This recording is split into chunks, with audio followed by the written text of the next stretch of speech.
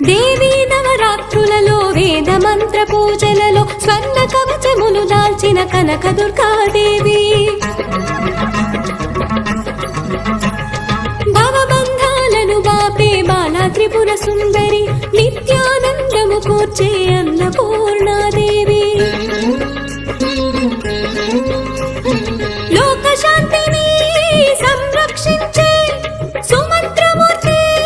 గాయత్రి అక్షయ సంపదలెన్నో అవని జనులకందించే దివ్య రూపిణి మహాలక్ష్మి